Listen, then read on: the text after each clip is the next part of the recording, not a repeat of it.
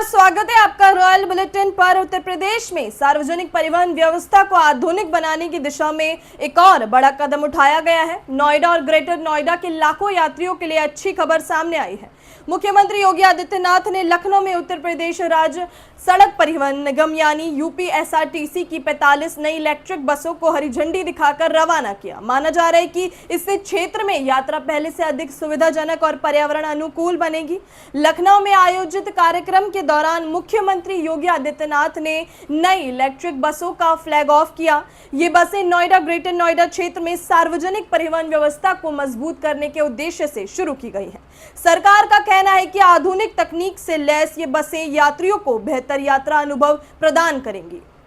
इस मौके पर सीएम योगी ने कहा कि पीएम मोदी ने पूरे देश को ग्रीन मोबिलिटी और सस्टेनेबल डेवलपमेंट के बारे में एक विजन दिया है और लास्ट माइल कनेक्टिविटी की दृष्टि से इलेक्ट्रिक बस का संचालन मील का पत्थर साबित होने जा रहा है। आज आप जानते हैं कि नोएडा, ग्रेटर नोएडा और यमुना अथॉरिटी या IT, electronics, data centre, startups, semiconductor और अन्य औद्योगिक गतिविधियों के देश के अंदर एक बड़े केंद्र के रूप में उभरा है।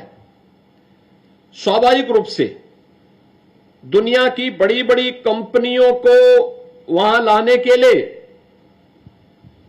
वहां पर पर्यावरण अनुकूल परिवहन आज समय की मांग है और पर्यावरण अनुकूल समय वहां पे परिवहन की आवश्यकता को ध्यान में रख करके वहां पे मेट्रो का संचालन हमने कुछ क्षेत्रों में प्रारंभ किया है।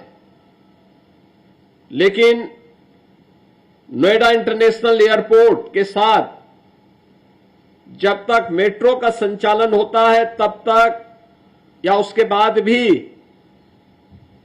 लास्ट माइल कनेक्टिविटी की दृष्टि से इलेक्ट्रिक बस का संचालन एक महत्वपूर्ण मील का पत्थर साबित होने जा रहा है और 110 बसेज का इलेक्ट्रिक बसेज का संचालन 15 जून तक ये इन तीनों अथॉरिटी के द्वारा प्रारंभ होगा और धीरे धीरे इसकी मांग के अनुरूप इसमें बढ़ोतरी करके 500 इलेक्ट्रिक बसेस का संचालन अकेले इन तीनों अथॉरिटी के माध्यम से गौतम बुद्ध नगर जनपद के अंदर करने के एक बड़े लक्ष्य को लेकर के हम आगे बढ़े हैं। हम सब जानते हैं कि आदरणीय प्रधानमंत्री जी ने पूरे देश को ग्रीन मोबिलिटी और सस्टेनेबल डेवलपमेंट के बारे में एक विजन दिया। प्रधानमंत्री जी का यह विजन उन वैश्विक चुनौतियों का सामना करने के लिए जो जाने अनजाने में भौतिक विकास के लक्ष्यों को प्राप्त करने के लिए दुनिया ने स्वयं प्रदान किए हैं या स्वयं का वर्चस्व स्थापित करने के लिए दुनिया पर युद्ध थोपे हैं। आज उसकी कीमत पूरी मानवता चुका रही है। ग्लोबल वार्मिंग, जलवायु परिवर्तन, इन सब के साथ साथ पश्चिम एशिया में चल रहे गतिरोध, ये सभी चुनौतियां हैं हम सब के सामने, जिनके कारण वायु प्रदूषण की भीषण समस्या, अतिवृष्टि, अनावृष्टि, ओलावृष्टि, इन सब का सामना पूरी दुनिया को करना पड़ रहा है और इसीलिए इन सब बातों को ध्यान में रख करके प्रधानमंत्री जी के विजन को जमीनी धरातल पर उतारने के लिए जब 15 जून से भारत का सबसे बड़े एयरपोर्ट के संचालन का कार्य प्रारंभ होने जा रहा है, तो नोएडा इंटरनेशनल एयरपोर्ट के सुचारू वायु सेवा की दृष्टि से आने वाले जाने वाले श्रद्धालुजनों नागरिकों और यात्रियों की सुविधा को ध्यान में रखते हुए और देश के सबसे बड़े आईटी एंड इलेक्ट्रॉनिक्स के हब में नेट जीरो के लक्ष्य को प्राप्त किया जा सके, इस दिशा में यह प्रयास तीनों अथॉरिटी ने मिलकर के उत्तर प्रदेश परिवहन निगम के माध्यम से प्रारंभ किया है। मैं इस प्रयास के लिए तीनों अथॉरिटी के साथ साथ परिवहन निगम को इस सेवा को शुभारंभ करने के लिए हृदय से धन्यवाद देता हूं। 2017 के पहले का उत्तर प्रदेश और 2017 के बाद का उत्तर प्रदेश। 2017 के पहले टूटी हुई सड़कें, नदारद बिजली, अराजकतापूर्ण वातावरण, सुरक्षा का कोई पुरसा हाल नहीं, प्रदेश के अंदर चारों ओर अव्यवस्था और अराजकता के इस वातावरण में प्रदेश के नागरिकों के सामने पहचान का एक संकट खड़ा हुआ था।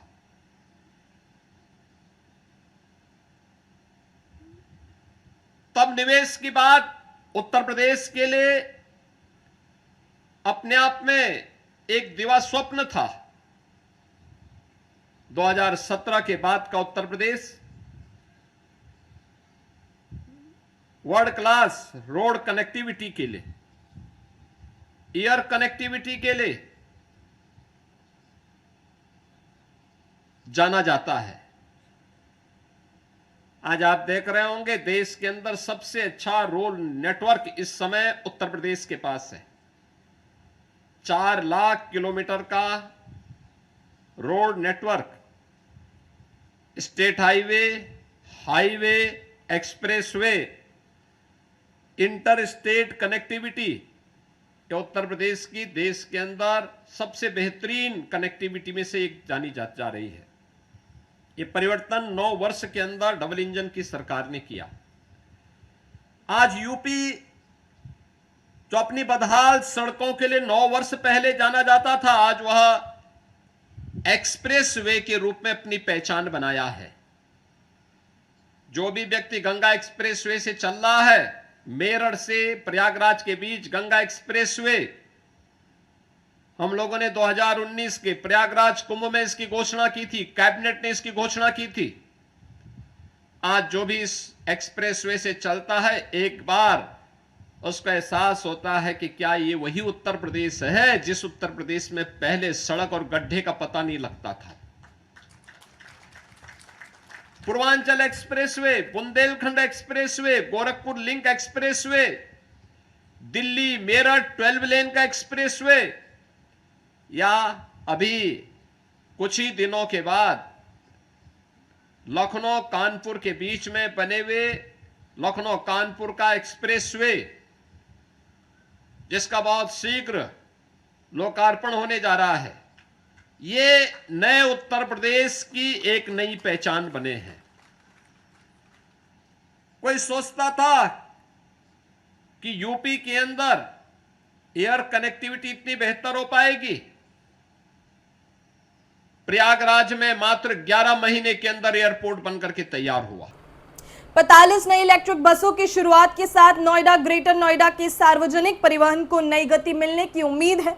आने वाले समय में इन बसों का प्रभाव यात्रियों की सुविधा, पर्यावरण संरक्षण और शहरी परिवहन व्यवस्था पर किस तरह पड़ता है, इस पर सभी की नजर रहेगी। जी हां, यूपी से जुड़ी हर बड़ी खबर के लिए देखते रहिए रॉयल बुलेटिन। वीडियो को लाइक, शेयर करिएगा और चैनल को सब्सक्राइब करना मत भूलिएगा।